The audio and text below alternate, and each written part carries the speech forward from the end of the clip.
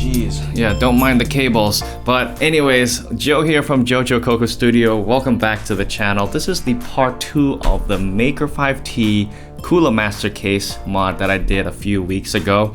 And yeah, definitely we're gonna be integrating some really cool hardware into this, thanks to all the sponsors that I'll mention later in the video. And if you guys don't know about the Cooler Master Case Mod World Series, this is gonna be in the competition as well. So I highly recommend you guys to check out my page and other modders too, because there's some really awesome things going on in there. So I guess let's run through the hardware real quick and let's start building. All right, everybody, I guess this is all the PC hardware and the PC components and all the custom water cooling loop that we're going to be building into this awesome case.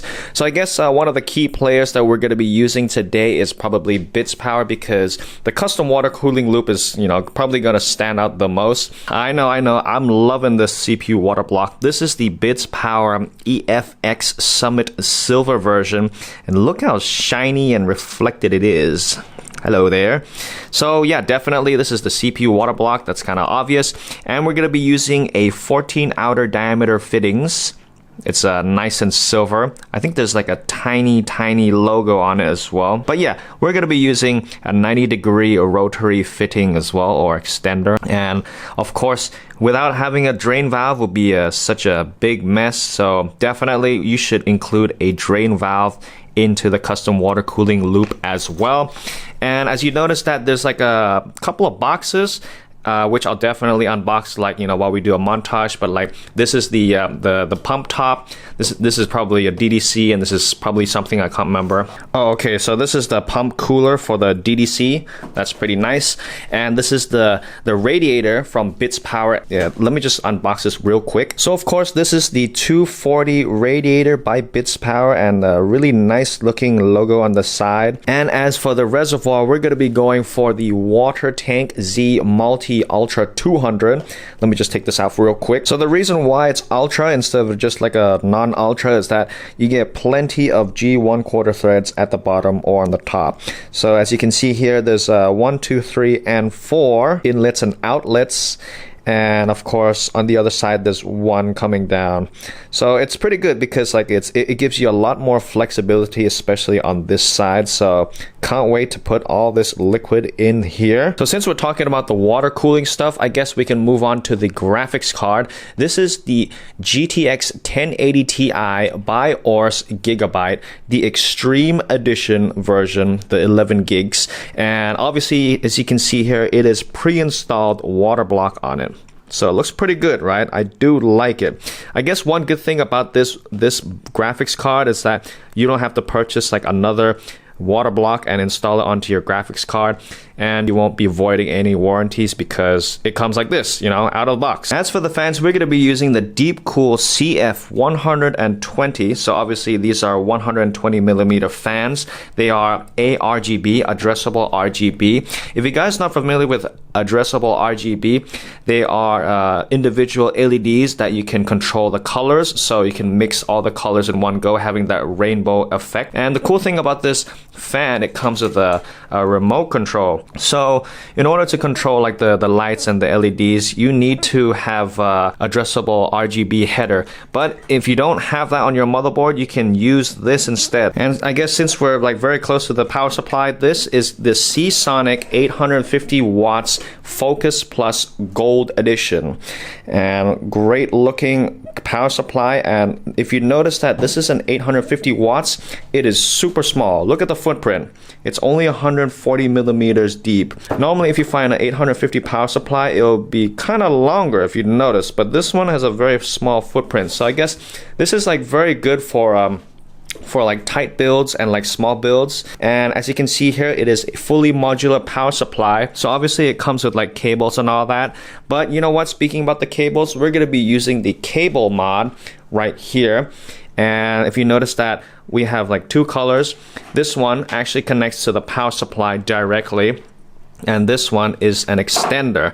So the extender, obviously, I'm just trying to match the colors with the case, blue and yellow. Moving on, we're going to be using two RAM sticks by Corsair Vengeance RGB.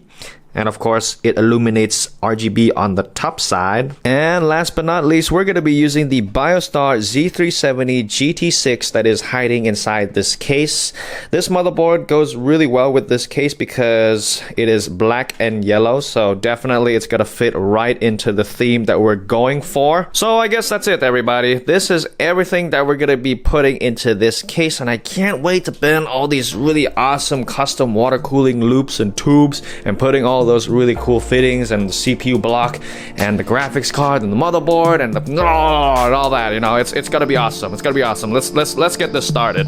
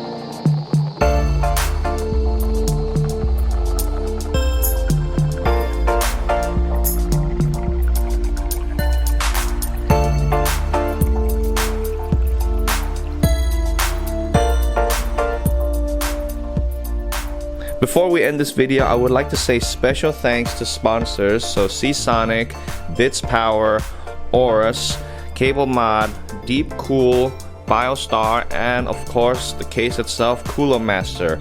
So I hope you guys enjoyed this video, and this is the end of the video of this Maker 5T mod. I'm gonna be posting this really cool case onto the Cooler Master Case Mod World Series so that it'll be included in the competition. And if you guys like this case mod, don't forget to vote for me. That'll be great. There are other cool modders as well, so you guys should check them out. And yeah, if you guys like this video, don't forget to like, share, and subscribe. And I guess I will see you guys in the next one. Take care, everybody. Bye.